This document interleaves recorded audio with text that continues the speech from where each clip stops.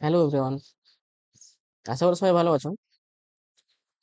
কালকে আমি যে ভিডিও দিয়েছিলাম ইউটিউবে একটা, সেখানে বলেছিলাম যে আমি টিআরই 4 সম্পর্কে আরো ভিডিও নিয়ে আসবো। তো প্রথমেই যেটা বলেছিলাম যে আমি সিলেবাস সম্পর্কিত একটা ভিডিও আনবো। অনেকেই এর আগে আমি জানতে চেয়েছিল যে টিআরই 4 এর বিস্তারিত সিলেবাস আর কি সেটা, যদিও টিআরই 4 এর বিস্তারিত সিলেবাস সেরকম অফিসিয়াল কোনো নেই আর কি, অফিসিয়াল ওয়েবসাইটেও পাবে না সেরকম বিস্তারিত সিলেবাস। তো আমার যেটা অভিজ্ঞতা হয়েছে আর কি, দুবার পরীক্ষা দিয়ে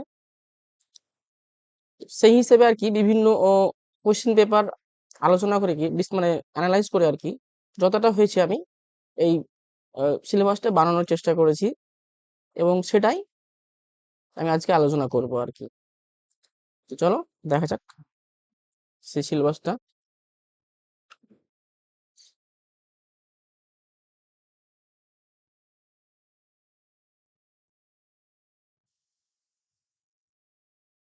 আচ্ছা, প্যাটার্ন তো আমরা মোটামুটি সবাই জানি কি সেটা, যে 150 নম্বরের পরীক্ষা হয়। সেটা আমরা জানি তিনটে ভাগে বিভক্ত থাকে, আর এমসিকিউ হয় এটা আমরা জানি। তিনটা পার্টে কি কি থাকে: পার্ট 1, পার্ট 2, পার্ট 3। ঠিক আছে, পার্ট 1 এ কি থাকে? 30 নম্বর থাকে ল্যাঙ্গুয়েজ। পার্ট 2 এ থাকে কি থাকে? 40 নম্বরের জেনারেল স্টাডিজ থাকে। আর পার্ট 3 কি সেটা? সেটা হয় নিজের সাবজেক্ট। সেটা তো কত থাকে? 80 নম্বর। এই টোটাল কিন্তু 150 নম্বরের পরীক্ষা হয়। কিন্তু মেরিট ক্যালকুলেশন মানে করার সময় কিন্তু এই 150 নম্বর ধরা হয় না। সেটা কত ধরা হয়? এই যে পার্ট 2 এ যে আমার জেনারেল স্টাডি 40 নম্বর আছে এখানে, সেটা, আর পার্ট 2 এ যে 80 নম্বর আছে নিজের সাবজেক্ট, সেটা, এই দুটো মিলে কিন্তু 120 নম্বরের মধ্যে মেরিট লিস্ট করা হয়। তো এটা আমাদের জানা হয়ে গেল। এবার ল্যাঙ্গুয়েজ যে 30 মার্ক আছে আর কি, সেখানে সেই নম্বরটা কিন্তু যোগ করা হয় না। সেটা শুধু কোয়ালিফাইং নাম্বার, মানে কোয়ালিফাইং সাবজেক্ট আর কি, মানে সেটা শুধু পাস করতে হবে, সেটা নম্বর যোগ হয় না। দেখো কি আছে, কোনো নেগেটিভ মার্কিং নেই, কোনো ইন্টারভিউ নেই। এটা তোমরা জানো সবাই আর কি, যে এই বিপিএসসি পরীক্ষায় কিন্তু কোনো ইন্টারভিউ নেওয়া হয় না, রিটেনের ভিত্তিতে কিন্তু নিয়োগ করা হয়। তো যারা অ্যাকচুয়ালি স্টেট কোয়ালিফাই করা আছো বা সিটেট কোয়ালিফাই করা আছো, তাদের জন্য এই পরীক্ষা, মানে আলাদা করে কোনো ইন্টারভিউ নেওয়া হয় না।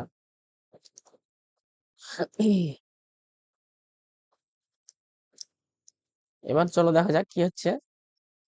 তাহলে আমরা এবার এক এক করে সব জানবো। পার্ট 1 ল্যাঙ্গুয়েজ, সেটা আর কি? তো আমরা একটু আগে জানলাম যে ল্যাঙ্গুয়েজে মোট থাকে 30 নম্বর। সেটা কিন্তু আবার দুরকম ভাবে থাকে। সেখানে দেখো, জেনারেল ইংলিশ থাকে কিন্তু 8 নম্বরের। 8 নম্বরে জেনারেল ইংলিশ থাকে, মেইনলি গ্রামার থাকে আর কি। গ্রামার থাকে, সেই গ্রামারের মধ্যে ভয়েস টেনশন এগুলোই থাকবে, মেইনলি সিনোনিম অ্যান্টোনিম এগুলোই থাকে, বেশি কিছু না। সহজ ইংলিশ থাকে, মানে এখানে অনেকে তো 8-এর মধ্যে 8ই পেয়ে যায়, মানে এত সহজ ইংলিশ দেয় এখানে। আর তাহলে 30-এর মধ্যে 8 হয়ে গেল জেনারেল ইংলিশ। আর বাকি যে থাকলো তোমার 22 নম্বর, সেটা কিন্তু তিনটে মানে ভাষা আছে আর কি, ল্যাঙ্গুয়েজ। হিন্দি আছে, বাংলা আছে, উর্দু আছে। তো যার যেটা ইচ্ছা, যে কোনো একটা এখানে তিনটের মধ্যে নিতে হবে। তো আমাদের যারা ওয়েস্ট বেঙ্গল থেকে যারা পরীক্ষা দেয়, সাধারণত বাংলাই নেয়, অনেকে হিন্দিও নেয়। যার যেটা মানে যেটাতে কমফোর্টেবল আর কি। হিন্দি যদি পড়তে জানো আর কি, কোনো সমস্যা নেই। হিন্দি বাংলা একই, একই গ্রামার, শুধু মানে ওই হরফ আলাদা আর কি। এবার তাহলে এখানে তোমার কত হলো? 8 + 22, দুটো মিলিয়ে হয়ে গেল 30। কিন্তু আমাকে এখানে 30-এর মধ্যে কত পেতে হবে? 30-এর মধ্যে কিন্তু আমাকে শুধুমাত্র 9 পেতে হবে। 9 না পেলে কিন্তু পাস হবে না। কি বলছে দেখো এখানে, এই পার্টের নম্বর মেরিট লিস্টে যোগ হয় না, এটা আমি একটু আগে বললাম। কিন্তু ফেল করলে বাকি যে দুটো পার্ট আছে, পার্ট 2 বা পার্ট 3, সেই দুটোর কিন্তু কোনো মূল্যায়ন করা হবে না। অর্থাৎ তুমি যদি সেই দুটো পার্টে বেশি নম্বরও পেয়ে থাকো, তাতেও কোনো লাভ হবে না। কারণ তুমি প্রথম যে পার্ট আর কি ল্যাঙ্গুয়েজ, সেখানেই তুমি ফেল করে গেছো। সুতরাং এই ল্যাঙ্গুয়েজটা আবার একদিক থেকে দেখতে গেলে খুবই ইম্পর্টেন্ট, আবার দেখতে গেলে খুবই সহজ। তো দুদিকেই আছে আর কি, সহজ আবার খুবই ইম্পর্টেন্ট আর কি। ফেল করলে কিন্তু বাকি সব পার্টগুলো দেখা হবে না। আর পাস করলে তো ঠিকই আছে। এবার এই ল্যাঙ্গুয়েজের কাজ কিন্তু, এবার তোমার মনে হতে পারে যে ঠিক আছে ল্যাঙ্গুয়েজে তো আমাকে 9 পেতে হবে, কিন্তু অনেক সময় যারা স্কোর হয়তো একটু কম পাবে আর কি, ধরে নাও কাট অফ হয়েছে, আমি ধরে নিলাম কাট অফ হয়েছে 120-র মধ্যে 80, ঠিক আছে, তার মানে 80-র উপরে যারা পেয়েছে তারাই মানে সিলেক্টেড আর কি, তাদের চাকরি একদম নির্ধারিত। 80-র নিচে যারা পেলো না, মানে যারা পেয়েছে আর কি, তাদের কোনো চান্স থাকলো না। এবার দেখা গেল আমার সিট আছে, ধরে নিলাম 100টা সিট আছে, তো 100টা সিটের মধ্যে 100 জনকেই নিবে আর কি ক্যান্ডিডেট, এর বেশি নিবে না, কারণ এখানে কোনো ইন্টারভিউ নেই। সিট যদি 100টা থাকে, রিটেনে 100 জনকেই নিবে, তার বেশি নিবে না। কারণ আমাদের ওয়েস্ট বেঙ্গলে কিন্তু মেরিট ওয়েটিং লিস্ট হয়, কিন্তু সেই বিহারে সে ওয়েটিং লিস্ট থাকে না। যেহেতু ওয়েটিং লিস্ট থাকে না, সেই জন্য মানে বেশি করে নেওয়া হয় না সেখানে। তো যেহেতু 100টা সিটের জন্য 100টা ক্যান্ডিডেটকেই নেওয়া হবে। এবার দেখা গেল শেষের দিকে 5 জন আছে এরকম, 5 জন আছে এরকম যারা 5 জনই 80 পেয়েছে। এবার ওদের, এবার ওই 5 জনকে ধরে দেখা যাচ্ছে যে 100 কত হচ্ছে, 104 জন হয়ে যাচ্ছে, ঠিক আছে, 100 104 জন হয়ে যাচ্ছে টোটাল। 104 জনকে তো নেওয়া যাবে না, নিতে হবে 100, পুরো 100 জনকে নিতে হবে। 104 জন হয়ে যাচ্ছে ধরে নিলাম, ওই যারা 5 জন পেয়েছে কত করে, 80 করে পেয়েছে। এবার 104 জন মানে কি হলো, এখানে সিলেক্টেড হচ্ছে, কিন্তু 104 জনকে তো চাকরি দিবে না। তাহলে বাকি যে 4 জন থাকছে, 100 জনকে নিচ্ছে, বাকি 4 জন থাকছে, এদেরকে কি করে বাদ দেবে? 100 জন মানে তো 99 প্লাস 5, তাই তো 104 হচ্ছে।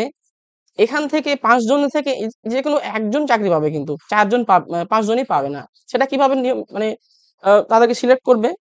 এখানেই কিন্তু ল্যাঙ্গুয়েজ কাজটা লাগবে আর কি। কিভাবে? এবার ধরে নাও পার্ট 1 আমরা দেখলাম যে পার্ট 1, পার্ট 2, পার্ট 3 পেয়েছি, দেখলাম পার্ট 1 মানে কি ল্যাঙ্গুয়েজ, পার্ট 2 মানে জেনারেল স্টাডিজ, পার্ট 3 মানে সাবজেক্ট। তো যখন এরকম হবে আর কি, আহ, তো কি হবে তখন, সেটা তাদের প্রথমে কিন্তু দেখা হবে যে ল্যাঙ্গুয়েজে কার বেশি নম্বর আছে।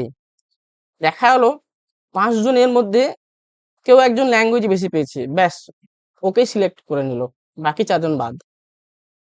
তো ল্যাঙ্গুয়েজ কিন্তু এখানে ভালো একটা কাজ করছে। দেখতে গেলে ল্যাঙ্গুয়েজ সেরকম কোনো ইম্পর্টেন্স নেই, কিন্তু ল্যাঙ্গুয়েজের আবার অনেকটা কাজ আছে এখানে। টাই ব্রেকিং করার সময় এই ল্যাঙ্গুয়েজ কিন্তু উদ্ধার করে দেয়। এবার দেখা গেল যে কি হচ্ছে, 4 জনই দেখা গেল যে ল্যাঙ্গুয়েজে সমান সমান পেয়ে গেছে। তখন কি হবে? তখন কিন্তু দেখবে যে পার্ট 3, অর্থাৎ নিজের সাবজেক্ট, এবার সাবজেক্টে দেখবে 5 জনের মধ্যে কে বেশি পেয়েছে। 80 তো পেয়েছে সবাই, কিন্তু সাবজেক্টে কে বেশি পেয়েছে, যে বেশি পেয়েছে তাকেই সিলেক্ট করবে।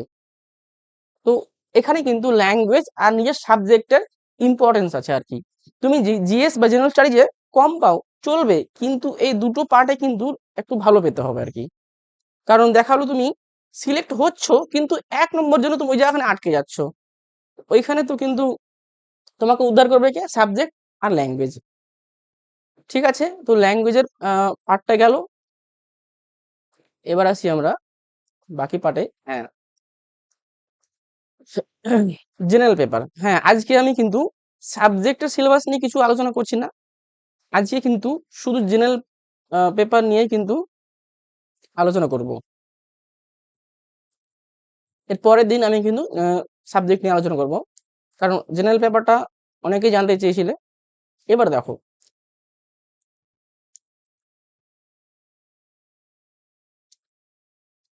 জেনারেল পেপার দেখো কি আছে এখানে।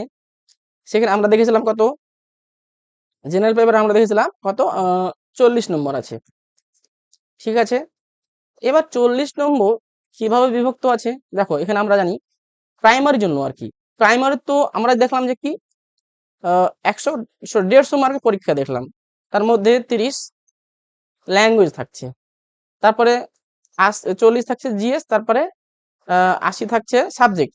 কিন্তু প্রাইমারি ক্ষেত্রে তো সাবজেক্ট নেই, সুতরাং কি হচ্ছে সেখানে এই এই পার্টটা কিন্তু বাদ হয়ে যাচ্ছে। প্রাইমারির ক্ষেত্রে কিন্তু কি হচ্ছে, স্ট্রাকচার চেঞ্জ হয়ে যাচ্ছে। 120 মার্কে শুধু জেনারেল স্টাডিজ থাকবে প্রাইমারিতে, কারণ ওদের তো কোনো আলাদা সাবজেক্ট নেই। সুতরাং ওই 40 প্লাস 80 এই ভাগ থাকছে না, 120 নম্বরের কিন্তু জেনারেল স্টাডিজ থাকছে। সেই 120-র মধ্যেই কিন্তু তাদের মেরিট লিস্ট হবে আর কি। 30 নম্বর তো যোগ হচ্ছেই না এখানে, কারণ তাদেরকেও সেই ল্যাঙ্গুয়েজ দিতে হচ্ছে। তো তাহলে এখানে প্রাইমারিতে থাকছে কি 120, মিডিল স্কুল অর্থাৎ যে 6 to 8 যেটা আপার প্রাইমারি কি, সেখানে জেনারেল স্টাডি থাকছে কত 40, 9-10 থাকছে 40, 11-12-এও 40, বাকি তিনটাতে কিন্তু 40-40 থাকছে। শুধু প্রাইমারির ক্ষেত্রে সেই জেনারেল স্টাডিজ কত থাকছে 120 থাকছে। এবার সেই জেনারেল স্টাডিজ কি কি পড়তে হবে সেগুলো তো জানতে হবে। দেখো, প্রথমে কিন্তু আমরা জানবো 6 to 8, 9, 10, 11, 12 সম্পর্কে।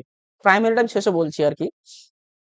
6 to 8, 9, 10, 11, 12 এই যতগুলো আলোচনা করছি এখন এই তিনটে সেকশনের জন্য আর কি। দেখো কি বলছে এখানে। হ্যাঁ, 1 নম্বরে আমাদের কি পড়তে হবে, ইন্ডিয়ান অ্যান্ড বিহার জিওগ্রাফি, ঠিক আছে, একদম ইম্পর্টেন্ট। 2 নম্বরে ইন্ডিয়ান ন্যাশনাল মুভমেন্ট, যে ভারতীয় যে জাতীয় যে আন্দোলন আর কি। কিন্তু কি বলছে দেখো, স্পেশাল ফোকাস অন বিহার, শুধুমাত্র ইন্ডিয়ার পড়লে হবে না, বিহারের দিকে একটু বেশি ইম্পর্টেন্স দিতে হবে আর কি। একটু বেশি জোর দিয়ে পড়তে হবে বিহার সম্পর্কে, বিহারে কোথায় কি ঘটেছিল, কখন বিহারের কোন নেতা বা কোন ব্যক্তিত্ব কোথায় লড়াই করেছিলেন, এগুলো কিন্তু বিশেষ করে পরীক্ষায় আসে আর কি। তারপরে দেখো 3 নম্বর অ্যারিথমেটিক, জানি আমরা। 4 নম্বর জেনারেল সায়েন্স, আর 5 নম্বর থাকছে কারেন্ট অ্যাফেয়ার্স এবং স্ট্যাটিক জিকে। এই দেখতে গেলে মোটামুটি 5টা টপিক থেকে কিন্তু 40 নম্বরের আসে। এবার যদি আমি ভাগ করতে যাই, কম বেশি কিন্তু প্রতিটা টপিক থেকে 8 নম্বর করে আসে, 5 8 40।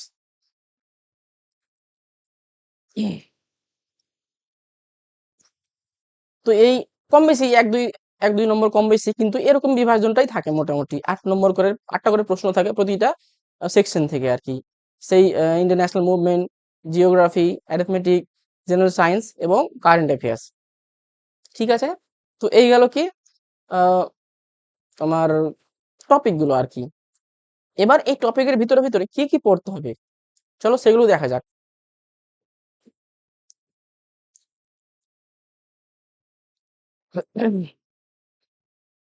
দেখো, সাবজেক্ট ওয়াইজ ডিটেলস।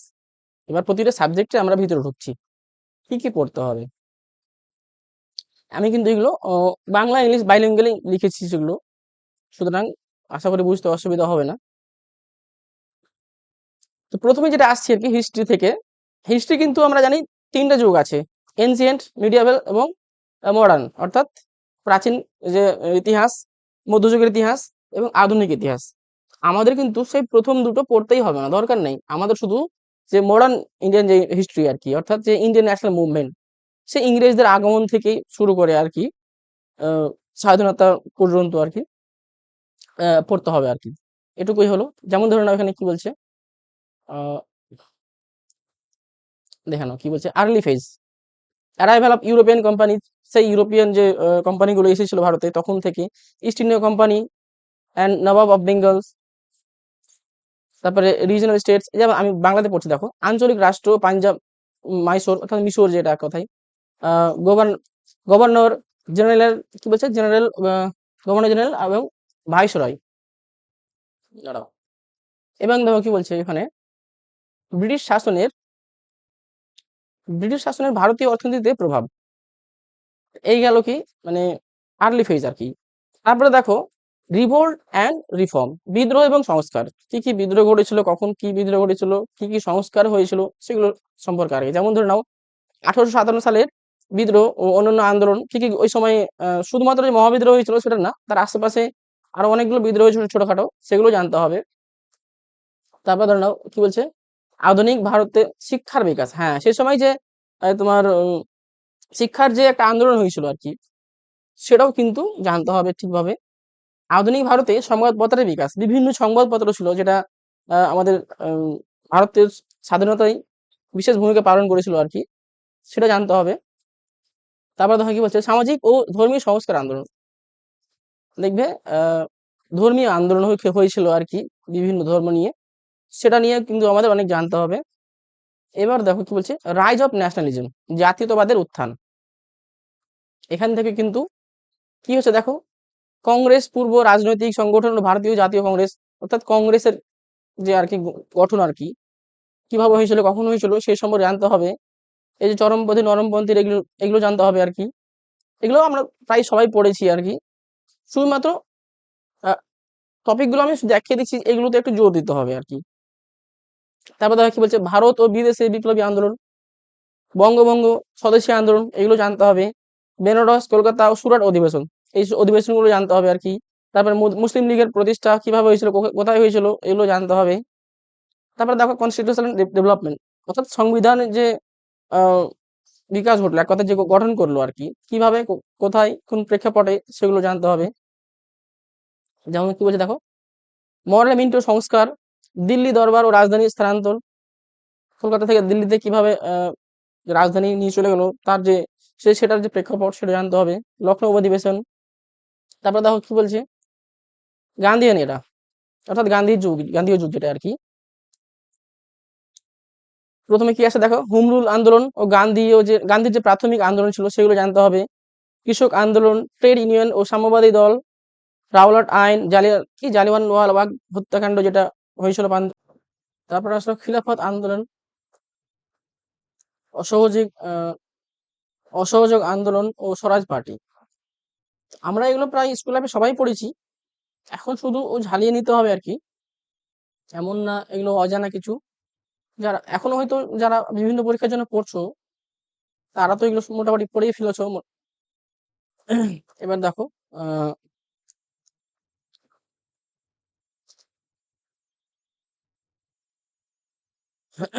এবার দেখো কি বলছে, টুয়ার্ডস ফ্রিডম, অর্থাৎ স্বাধীনতার পথে। কি জানতে হবে এখানে থেকে আমাদের, সাইমন কমিশন, লাহোর অধিবেশন, পূর্ণ স্বরাজ, ব্যাস এগুলো জানতে হবে। তারপর দেখো সিভিল অবিডিয়েন্স আন্দোলন, গান্ধী আরবান চুক্তি, গোলমেজ সম্মেলন ও পুনা চুক্তি, কংগ্রেস সমাজবাদী দল ও প্রাদেশিক সরকার, ত্রিপুরী সংকট, দেশীয় রাজ্য ও দ্বিতীয় বিশ্বযুদ্ধ, পাকিস্তানের দাবি, এগুলো সম্পর্কে আমাদের কনসেপ্ট জেনে যেতে হবে আর কি, ধারণা রাখতে হবে। Final phase. এবার দেখো কি বলছে দেখো, ব্যক্তিগত সত্যাগ্রহ, যেটা সত্যাগ্রহ আন্দোলন হয়েছিল, ক্রিস মিশন হয়েছিল, সেগুলো জানতে হবে। ভারত ছাড়ো আন্দোলন, সুভাষ চন্দ্র বসু, আজাদ হিন্দ ফৌজ, ক্যাবিনেট মিশন পরিকল্পনা, ভারত বিভাজন ও স্বাধীনতা, এগুলো আমাদের একটু কনসেপ্ট দিয়ে নিতে হবে আর কি, বিশেষ করে তারিখগুলো, সালগুলো, প্রেক্ষাপটগুলো আর কি। তারপর দেখো কি বলছে, constitutional development under British rule, অর্থাৎ যে ব্রিটিশ আমলেই যে আমাদের যে সংবিধান লিখিত হতে শুরু করেছিল আর কি, সেটাই আর কি, সে সম্পর্কে জানতে হবে, কিভাবে তৈরি হলো আমাদের সংবিধান। তারপর দেখো কি বলছে, গুরুত্বপূর্ণ বই, লেখক, শিল্প, সংস্কৃতি, বিবিধ, এগুলো কিন্তু আমাদের জেনে রাখতে হবে। এই ছিল কি আমাদের ইন্ডিয়ান ন্যাশনাল মুভমেন্ট বা তোমার ভারতীয় জাতীয় আন্দোলন থেকে টপিক, এগুলো আমাদের প্রায় জেনে যেতে হবে আর কি। এবার আসি জিওগ্রাফি, ভূগোল থেকে আমাদের কি কি জানতে হবে। দেখো কি বলছে, আওয়ার কান্ট্রি ইন্ডিয়া, আমাদের দেশ ভারত, নেইবারিং কান্ট্রিজ, আমাদের প্রতিবেশী দেশ সম্পর্কে জানতে হবে। ভারতের যে প্রাকৃতিক বৈশিষ্ট্য আছে, নদ নদী, ভারতের যে নদ নদী আছে, বিশেষ করে বিশ্বের গুলো খুব একটা জানা দরকার নেই, ভারতের গুলো জানলেই হবে। জলবায়ু, বিশেষ করে ভারতে জানতে হয়, বিশ্বের জানলে ঠিক আছে, বিশ্বের হ্যাঁ জানতে হবে, কিছুটা জানতে হবে। তো বিশ্বেরও কিছুটা কনসেপ্ট জেনে রাখতে হবে, কিন্তু ভারতের বেশি ইম্পর্টেন্স আর কি। সয়েল ও ক্রপ, অর্থাৎ মৃত্তিকা ও ফসল জানতে হবে আর কি। এগুলো আমাদের মোটামুটি টপিক গুলো একটু কভার করে যেতে হবে। তারপর দেখো কি বলছে, কৃষি ও পশুপালন, এখান থেকে কিন্তু প্রশ্ন আসেই। এই মৃত্তিকা, জলবায়ু, নদ নদী, কৃষি, পশুপালন, এগুলো থেকে কোয়েশ্চেন আসে, এগুলো থেকে কোয়েশ্চেন কিন্তু মিস হয় না সেরকম। নিষ্কাশন ব্যবস্থা বা ড্রেনেজ সিস্টেম আর কি। ফরেস্ট অ্যান্ড ভেজিটেশন, ঠিক আছে। আহ এবার যে প্রাকৃতিক ভূগোল যেটা আর কি বা বিশ্ব ভূগোল, সেখান থেকে আমাদের কি পড়তে হবে, ইউনিভার্স সম্পর্কে জানতে হবে, আমাদের মহাবিশ্ব, সৌরজগৎ, পৃথিবী, আগ্নেয়গিরি, ভূমিকম্প, মহাদেশসমূহ, বিশ্বের পর্বতমালা, ভূ আকৃতি, এগুলো কিন্তু আমাদের জেনে যেতে হবে আর কি। আর কি কি জানতে হবে, মহাসাগর, জনসংখ্যা যেটা হয়েছিল বা জনগণনা আর কি 2011 সালে, এখন আবার সেন্সাস শুরু হচ্ছে, 27 থেকে শুরু হবে সম্ভবত, বিহারে শুরু হয়ে গেছে অলরেডি 27-এ, শুরু 27 থেকে হবে বিহারে, কিন্তু এখন থেকে ওদের ট্রেনিং শুরু হয়ে গেছে। তারপর দেখো শিলা ও খনিজ উপজাতি, কোথায় কোন উপজাতি আছে, কোথায় কোন শিলা বা খনিজ পদার্থ পাওয়া যায়, এগুলো সব আমাদের আহ টুকটাক ধারণা রাখতে হবে আর কি। সব বিষয় তো পড়া সম্ভব না, কিন্তু এগুলো আমাদের এর মধ্যে কিছু কিছু টপিক পড়া থাকলেও অনেক কাজে লাগবে আর কি। তারপরে দেখো জোয়ার ভাটা জানতে হবেই, বায়ুমণ্ডল সম্পর্কে জানতে হবেই, কোন বায়ুমণ্ডলের কোন স্তরে কি আছে, এগুলো বা কত নম্বর স্তরে কি কোন স্তর আছে, এগুলো আমাদের জানতেই হবে, এখান থেকে প্রশ্ন আসেই। তারপরে দেখো যে ইকোনমিক বা হিউম্যান জিওগ্রাফি থেকে কি পড়তে হয়, মোটামুটি শিল্প, কোথায় কোন শিল্প আছে, পরিবহন ব্যবস্থা, ভারতের বিশেষ করে পরিবহন ব্যবস্থা জানতে হবে আর কি, মিসেলেনিয়াস, এগুলো মোটামুটি আমাদের জিওগ্রাফি থেকে জানতে হবে।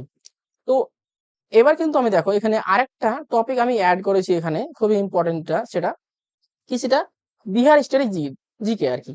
অর্থাৎ আমি যে বললাম এর আগে যে আমাদের 5টা টপিক পড়তে হবে, কি 1 নম্বরে পড়লাম ইন্ডিয়ান ন্যাশনাল মুভমেন্ট, জিওগ্রাফি, তারপরে অ্যারিথমেটিক, জেনারেল সায়েন্স, আর কারেন্ট অ্যাফেয়ার্স।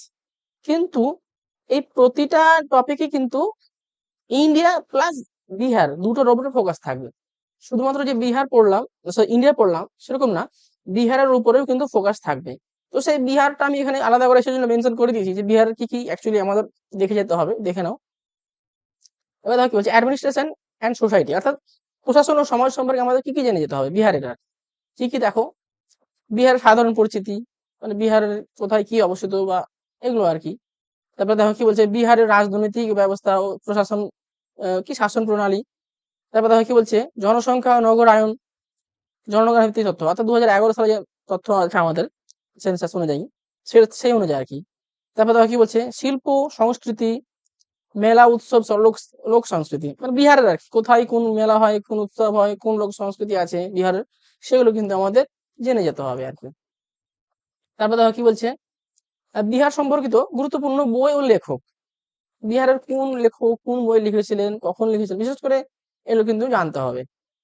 আর কি জানতে হবে দেখো, বিহারের কিন্তু ভূগোল ও পরিবেশ কিন্তু, এটা কিন্তু খুব ইম্পর্টেন্ট, এগুলো জেনে জেনে জেনে যেতে হবে এটা। এবার সেখান থেকে কি জানতে হবে, বিহারের ভৌগোলিক অবস্থান, সীমানা, ভূপ্রকৃতি জানতে হবে, বিহারের নদ নদী, হ্রদ, জলপ্রপাত, এগুলো জানতে হবে, বিহারের কৃষি কাজ ও সেচ ব্যবস্থা, তারপর বিহারের কোথায় কোন জাতীয় উদ্যান আছে, বন্যপ্রাণী কোন আছে বা পক্ষী অভয়ারণ্য আছে, এগুলো কিন্তু জানতে হবে।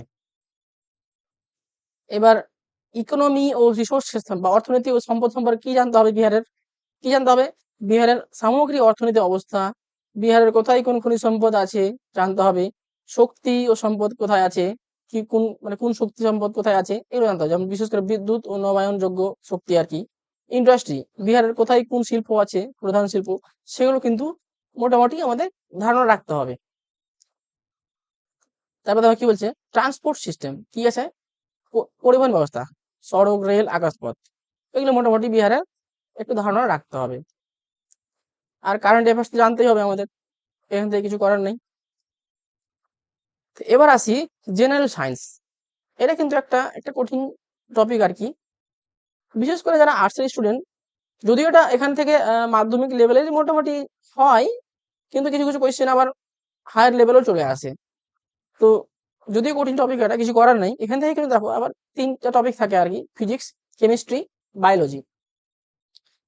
তো দেখো কি বলছে, ফিজিক্স থেকে কি কি পড়তে হবে আমাদের, দেখো কি বলছে, একক, পরিমাপ, যন্ত্র ও স্কেল, এগুলো জানতে হবে আমাদের, বলবিদ্যা, মাধ্যাকর্ষণ গতি জানতে হবে, স্থূল পদার্থের গুণাবলী জানতে হবে, তারপর আলো, তাপ, তাপবিদ্যা, গতি, তরঙ্গ, শব্দ, এগুলো আমাদের সবই কিন্তু মোটামুটি একটা ধারণা জেনে জেনে যেতে হবে আর কি।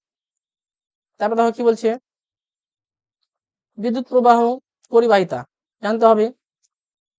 তারপরে কি বলছে নিউক্লিয়ার ফিজিক্স, এগুলো অ্যাডভান্স লেভেলের, যদি একটু যদি ভালো আরো প্রিপারেশন করতে চাও আর কি, তখন এগুলো পড়তে হবে। নিউক্লিয়ার ফিজিক্স বা space technology, scientist and invention, কোন বিজ্ঞানী কোন কি আবিষ্কার করেছিলেন, এগুলো আর কি।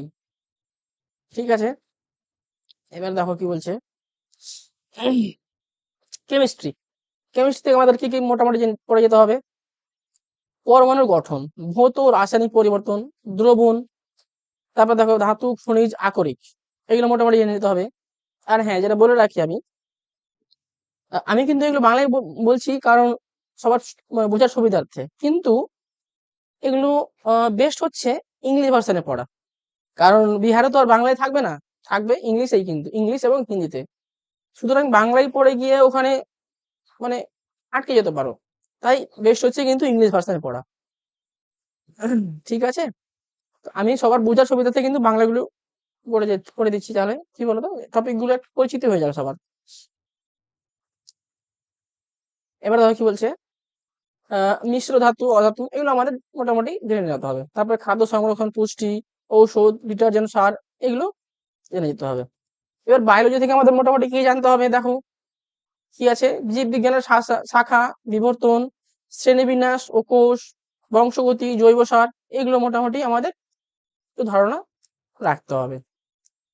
হিউম্যান অ্যান্ড প্ল্যান্ট সিস্টেম, অর্থাৎ মানব ও উদ্ভিদ থেকে জানতে হবে। দেখো মানব শারীরবিদ্যা ও কার্যপ্রণালী, উদ্ভিদের শারীরবিদ্যা, এগুলো জানতে হবে। রোগ চিকিৎসা, জিন প্রকৌশল, বায়োটেকনোলজি, ঠিক আছে, এইগুলো তো সবই যে জানতে হবে তেমন একটা না, সব ব্যক্তি যে এতগুলো টপিক পড়তে পারবে সেটা সম্ভব না, কারণ সব ব্যক্তির কিন্তু সব বিষয়ের প্রতি একই রকম ধারণা থাকে না। যার যে বিষয়ের প্রতি বেশি ধারণা আছে বা আগ্রহ আছে, সে সেটা নিয়ে একটু বেশি পড়াশোনা করে বা পড়তে ভালোবাসে। এবার আসি দেখো ম্যাথমেটিক্স, জেনারেল ম্যাথমেটিক্স কি কি। এবার দেখো এটা কিন্তু একটা, এটাও একটা কি বলবো মানে একটা আহ আহ, খুব ভালো টপিক না, বিশেষ করে আর্টসের স্টুডেন্টদের ক্ষেত্রে। যারা সায়েন্সের স্টুডেন্ট, বিশেষ করে ম্যাথ সায়েন্সের আছে, ওদের তো ঠিক আছে, ওরা মোটামুটি এগুলোতে হয়ে যায়, কারণ ম্যাথ কিন্তু খুব কঠিন লেভেলেরও আসে না, মাধ্যমিক লেভেলের ম্যাথ গুলো আসে। তো সুতরাং যে বেসিক যে ম্যাথ চ্যাপ্টার গুলো আছে, সেগুলো যদি কারো জানা থাকে সমস্যা হবে না। কিন্তু আমার সাজেশন, যদি ম্যাথ একদমই না পারো, তাহলে জোর করে পড়ার দরকার নেই। তুমি যে সময় মানে যে সময়টা ম্যাথ শেখার জন্য নষ্ট করবে, সেই সময় তুমি যদি বাকি টপিক গুলো আরো ভালো করে পড়ো, তাহলে তার থেকে বরং আরো ভালো হবে, তুমি সেখান থেকে আরো বেশি নম্বর তুলতে পারবে। কারণ সেখানে তো এই ম্যাথে খুব জোর 8টা অঙ্ক থাকবে এই টপিক থেকে। তো এখন তুমি দেখা হলে এই 8টা অঙ্কের জন্য তুমি 3-4 মাস পড়ে গেলে, খুব পড়ে গেলে, তাও দেখা গেলো তুমি দুটো বা তিনটে হয়তো ঠিক করতে পারলে, সময়টাও নষ্ট ফালতু। সেই সময়টা তুমি যদি বাকি টপিক গুলো ক্ষেত্রে সময় দাও, অনেকটা কাজে লাগবে। এবার আমি যে একদমই বারণ করছি সেটাও না, যদি কারোর ইচ্ছা থাকে পড়তে পারো, কিন্তু একটা বেসিক কনসেপ্ট থাকা মানে দরকার আর কি। আমি যেমন ম্যাথ একদমই কিছু করিনি, কারণ টুকটাক এই অ্যারিথমেটিক জানা ছিল আর কি। সেজন্য আমার একটা কনফিডেন্স ছিল যে ম্যাথ যাই দিক মোটামুটি 8টা আছে, থাকে তো ওই 4-5টা হয়ে যাবে মোটামুটি করে আর কি। সেজন্য আমি ম্যাথে ফোকাস করিনি, আমি বাকি টপিকে ফোকাস করেছিলাম। এবার দেখো কি বলছে, তাহলে আমরা টপিক গুলো কি পড়তে হবে মোটামুটি? Number system, simplification, exponent, square root and cube root, অর্থাৎ যে ঘাত, বর্গমূল, ঘনমূল আছে সেগুলো, ডেসিমালস, ফ্র্যাকশন, দশমিক ভগ্নাংশ, এগুলো পড়তে হবে। এইচ প্রবলেম পড়তে হবে, এগুলো আমরা মাধ্যমিক লেভেলে সবাই পড়েছি। পার্সেন্টেজ, এলসিএম, এসিএফ, অর্থাৎ লসাগু গসাগু, এভারেজ, এগুলো পড়তে হবে আমাদের। কমার্শিয়াল ম্যাথ যেটা কি কি আছে দেখো, প্রফিট অ্যান্ড লস মোটামুটি থাকে আর কি, পার্টনারশিপ থাকে, রেশিও অর্থাৎ যে অনুপাত, প্রপোর্শন আর কি, মিক্সচার থাকে, সিম্পল ইন্টারেস্ট, কম্পাউন্ড ইন্টারেস্ট থাকে, সরল সুদ, চক্রবৃদ্ধি সুদ থাকে আর কি। আর কি থাকে, টাইম অ্যান্ড ওয়ার্ক থাকে আর কি, সময় দেওয়া থাকে, যে টাইম অ্যান্ড ওয়ার্ক। তবে পাইপস অ্যান্ড ট্যাঙ্কস, পাইপের ট্যাঙ্কের যে অঙ্কগুলো থাকে সেগুলো থাকে। স্পিড, টাইম অ্যান্ড ডিস্টেন্স থাকে আর কি, সময়, গতি, সময়, দূরত্ব, এগুলো থাকে। আর কি আর মোটামুটি এই দু একটা টপিক পড়তে হবে মোটামুটি। দেখো এই বিশেষ করে জিওমেট্রি থেকে আর কি কি থাকে, পরিসীমা, ক্ষেত্রফল, আয়তন, জ্যামিতি, এই কয়েকটা জিনিস টপিক গুলো মোটামুটি ধারণা রাখলে কিন্তু খুব একটা সমস্যা হবে না। কারণ ম্যাথ খুব যে কঠিন সেটাও না। তোমরা প্রিভিয়াস ইয়ার কোয়েশ্চেন দেখলে বুঝতে পারবে যে ম্যাথ মোটামুটি মডারেট লেভেলের কোয়েশ্চেন দেয় আর কি, খুব হায়ার লেভেলের দেয় না। তো যারা আবার টুকটাক ম্যাথ পারে তাদের জন্য খুব একটা সমস্যা হবে না যদি একটু প্র্যাকটিস করে আর কি।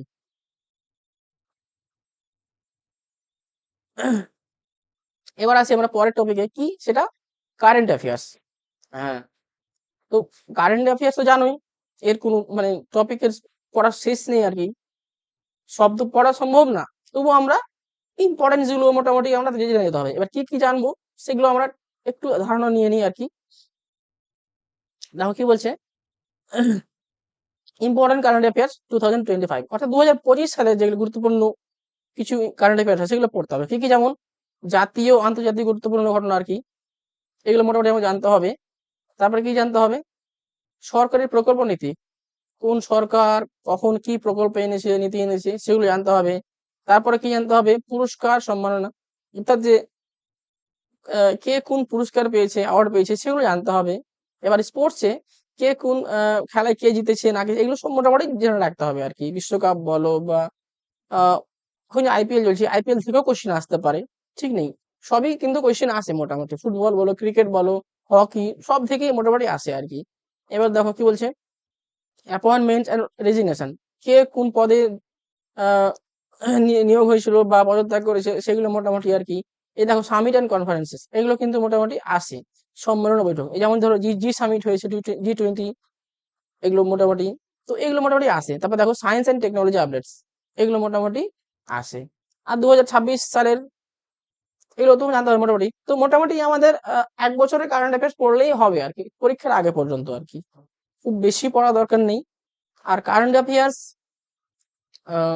যদি সব মনে রাখা সম্ভব না, কিন্তু তবু রেগুলার একটু দেখে যেতে হবে আর কি। বিভিন্ন সোর্স আছে, ইউটিউব আছে বা বিভিন্ন যে ম্যাগাজিন বের হয় সেগুলো ফলো করলেই হবে আর কি।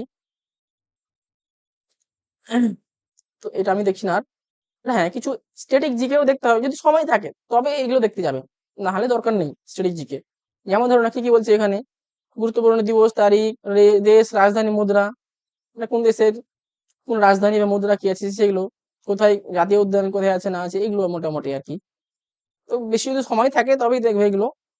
এই যে বুকস অ্যান্ড অথর আর কি, এগুলো দেখতে পারো, ঠিক আছে এগুলো। আর এই যে ইন্ডিয়ান ন্যাশনাল কি আছে, ইন্ডিয়ান কনস্টিটিউশন বেসিক্স, যে ভারতের সংবিধানের মৌলিক বিষয় মোটামুটি, এটা মোটামুটি খুব একটা দরকার হয় না যারা বিশেষ করে 6 টু 8 বা 9 10 বা 11 12 পড়ে।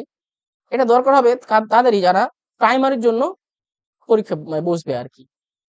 তো এই যে আমি 5টা টপিক আলোচনা করলাম, কি কি, Indian national movement, geography, general science, math, আর কারেন্ট অ্যাফেয়ার্স, এই 5টা টপিক কাদের জন্য, যারা 6 to 8 9 10 এবং 11 12 পরীক্ষা দেবে।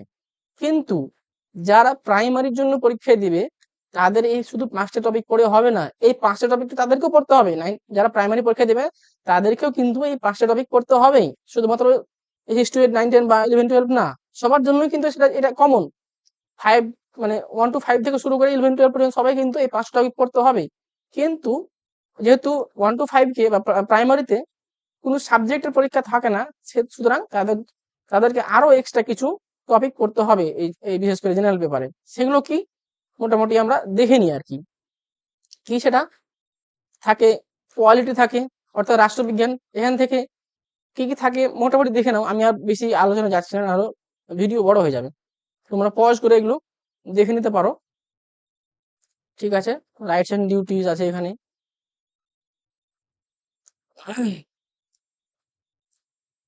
তারপর সেন্ট্রাল গভর্নমেন্ট আছে আর কি, কেন্দ্র সরকার সম্পর্কে, স্টেট গভর্নমেন্ট সম্পর্কে আছে, লোকাল গভর্নেন্স সম্পর্কে আছে, এবং আদার যে কনস্টিটিউশনাল বডিজ ও প্রভিশন আছে সেগুলো সম্পর্কে আর কি। তো এগুলো শুধু প্রাইমারি যারা টিচার বসবে আর কি পরীক্ষায়, তাদেরকে দেখতে হবে। বাকি টিচার মানে যারা ক্যান্ডিডেট আছে তাদেরকে দরকার নেই এগুলো। তো এইগুলো কি পলিটি থেকে। আর কি দেখতে হবে, ইকোনমিক্স দেখতে হবে তাদেরকে। এই ইকোনমিক্স এই টপিক গুলো দেখতে পাচ্ছ, এগুলো তাদেরকে মোটামুটি দেখে যেতে হবে।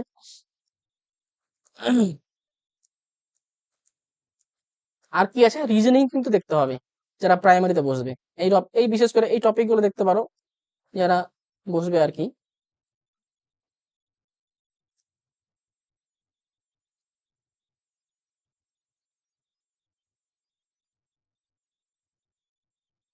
আর কি দেখতে হবে, ইভিএস অর্থাৎ যে পরিবেশ বিদ্যা, সেটাও কিন্তু দেখতে হচ্ছে।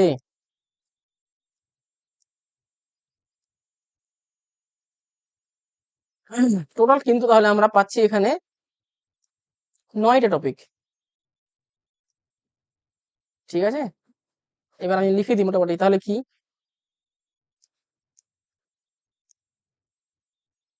For primary.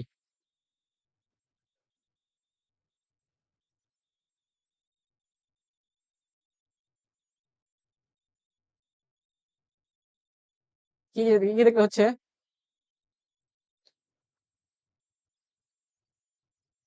Indian national movement, ঠিক আছে। 2 নম্বরে জিওগ্রাফি। 3 নম্বর হচ্ছে কি, জেনারেল সায়েন্স। 4 নম্বর অ্যারিথমেটিকই ধরে নিই আমি।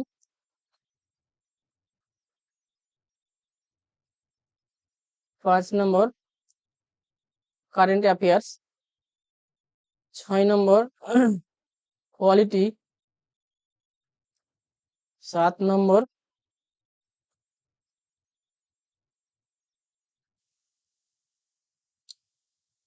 দাঁড়া,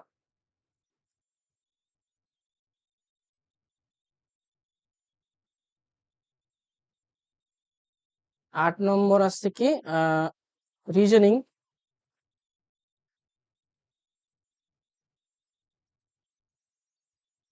9 নম্বরে আসছে ইভিএস বা পরিবেশ বিদ্যা। তো এই যে 9টা টপিক হচ্ছে, এগুলো কাদের জন্য, যারা প্রাইমারি পরীক্ষা বসবে। এই 9টা টপিক থেকে কিন্তু তাদের পড়তে হবে আর কি। আর বাকি যে 5টা টপিক বললাম, সেগুলো কিন্তু 6 to 8, 9, 10 বা 11, 12 যারা বসবে তাদের জন্য। তো এই ছিল কি আজকের আলোচনা। হয়তো ভিডিওটা একটু বড় হয়ে গেছে, প্রথমবার এরকম ভিডিও করছি তো, এর আগে সেরকম করিনি, ওই জন্য টেকনিক্যাল ব্যাপার।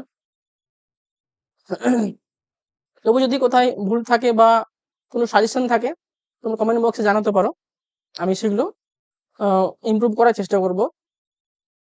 আর অবশ্যই যারা এখনো সাবস্ক্রাইব করনি, সাবস্ক্রাইব করে নিও, কারণ আহ, আমি কিন্তু এখন এই বিশেষ করে টিআর 4 রিলেটেড বা আরো বিভিন্ন পরীক্ষা রিলেটেড সবই কিন্তু আমি ভিডিও এভাবে আনবো।